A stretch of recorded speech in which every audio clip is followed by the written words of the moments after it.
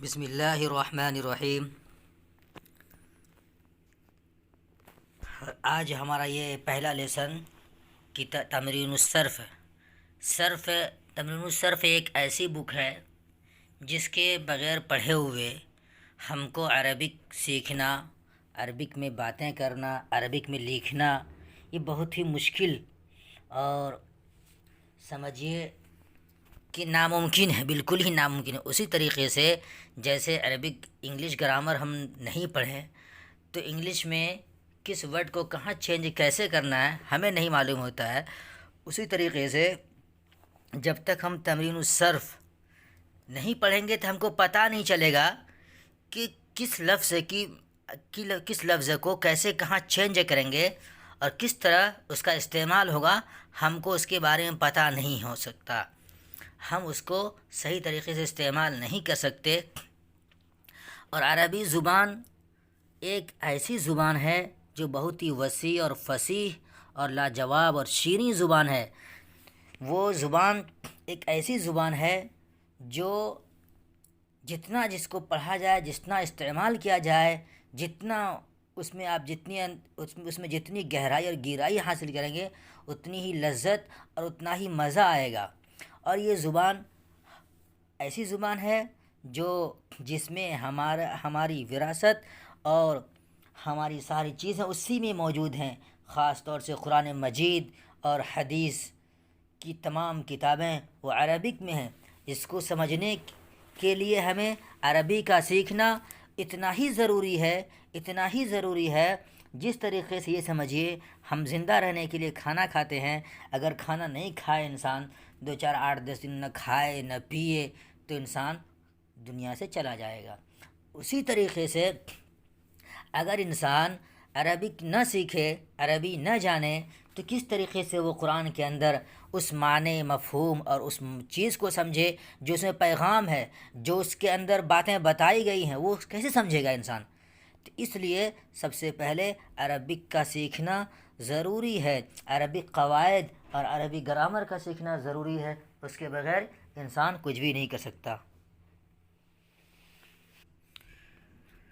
اور عربی زبان کی ہماگیریت اور اس کی افادیت کو سمجھنے کے لیے اتنا ہی کافی ہے جب آپ قرآن مجید پڑھنے جاتے ہیں اور حدیث پاک پڑھنے جاتے ہیں تو وہاں آپ کو احساس ہوتا ہوگا کہ آپ لفظاً تو پڑھ لیتے ہوں گے الحمدللہ رب العالمین الرحمن الرحیم مالک یوم الدین، لیکن الحمد کے معنی کیا ہے، رب کے معنی کیا ہے، العالمین کے معنی کیا ہے، الرحمن الرحیم کے معنی کیا ہے، مالک یوم الدین کے معنی کیا ہے، مالکی کے معنی کیا ہے، یوم معنی کیا ہے، دین کے معنی کیا ہے، آپ کو پتہ نہیں ہے۔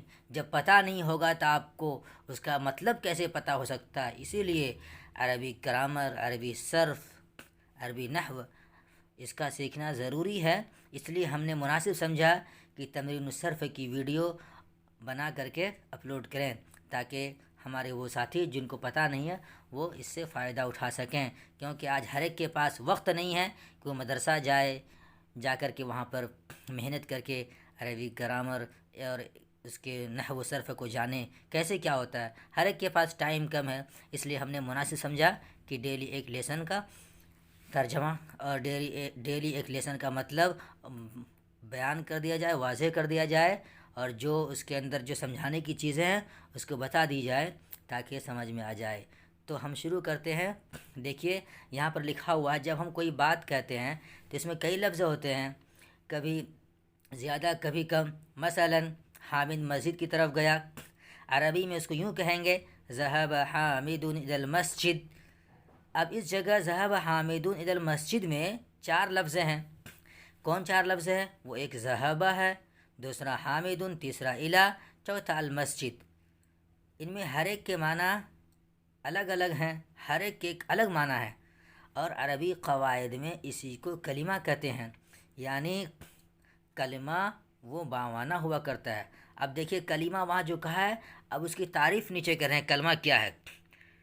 کلمہ جو لفظ بامعنی مفرد ہو اس کو کلمہ کہتے ہیں۔ بامعنی مفرد کا مطلب یہ ہے وہ لفظ جو مفرد یعنی سنگولر ہو، سنگولر کے اندر پلورل میں، جیسے مثال کے طور پہ انگلش میں سنگولر بوائے ہے اور عربی میں وہی فتح یا ولد ہے، تو ولد ایک معنی رکھتا ہے، اس کے بوائے کے اندر ایک معنی ہے، ایک لڑکا، ایک بچہ، تو ویسے ہی ولد ایک معنی ہے۔ حامد، یہاں پر جو اوپر گیا حامد، ذهب حامد، یہ سنگولر ہے اور بامعنی ہے کہ ایک آدمی مراد ہے اس سے، تو یہ کلمہ اس کو کہیں گے۔ اس کی کلمے کی اب 3 قسمیں ہیں۔ کون 3 قسمیں ہیں؟ کلمہ یا تو اسم ہوگا یعنی نون ہوگا، فعل ہوگا یعنی ورب ہوگا، جس کو ہم ورب کہتے ہیں اردو میں، انگلش میں۔ نمبر 3 حرف ہوگا یعنی پارٹیکل۔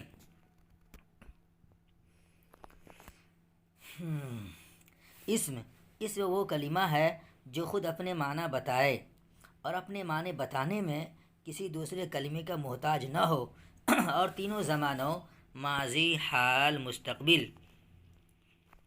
دیکھیے یہاں پر یا کہ اسم وہ کلمہ ہے جو خود اپنے معنی بتائے۔ ابھی آپ کو ہم نے بتایا اوپر کہ حامدن ایک کلمہ ہے جو خود اپنا معنی دے رہا ہے، وہ ناؤن ہے۔ اسم کے معنی ناؤن کے آتے ہیں یعنی نام، خود ایک متعین شخص ہے کہ حامد کوئی ہے اور وہ اپنا معنی بتا رہا ہے کہ میں حامد ہوں، یہاں اپنا معنی بتا رہا ہے، کسی دوسرے کا سہارا نہیں لینا پڑ رہا اس کو۔ اور اس میں تینوں زمانہ یعنی ماضی، حال، مستقبل، یعنی پاسٹ، پریزنٹ اور فیوچر، اس میں کوئی زمانہ نہ آئے، کیونکہ یہ چیز آنا ناؤن اسم کی صفت نہیں بلکہ یہ تو ورب یعنی فعل کی صفت ہو جائے گی۔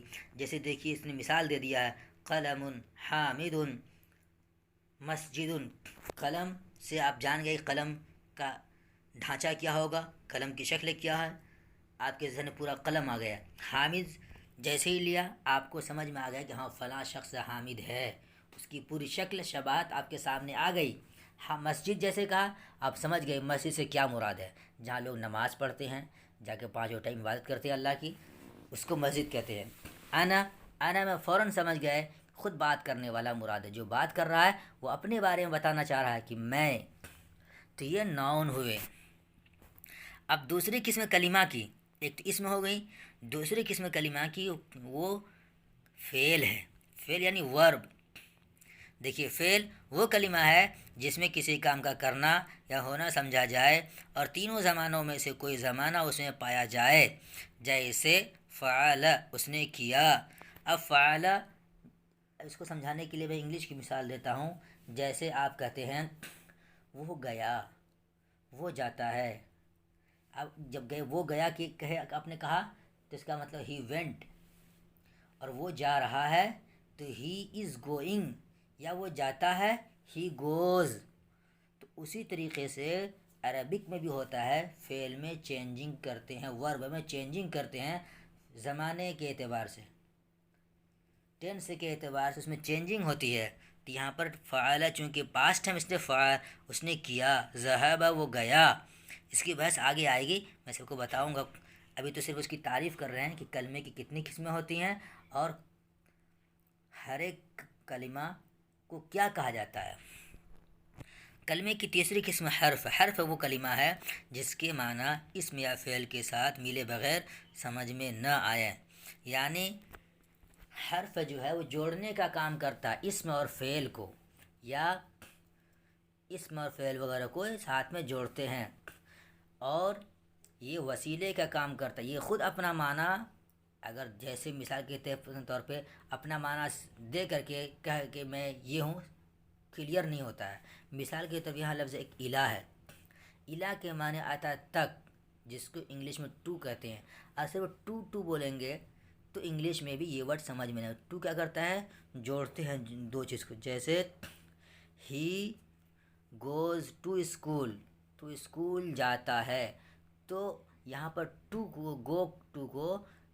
کو ہی گو کو جوڑ دیا ہے ٹو اسکول سے ٹو نے جوڑا ہے۔ اگر ٹو نہیں جوڑیں گے تو مفہوم واضح نہیں ہوگا۔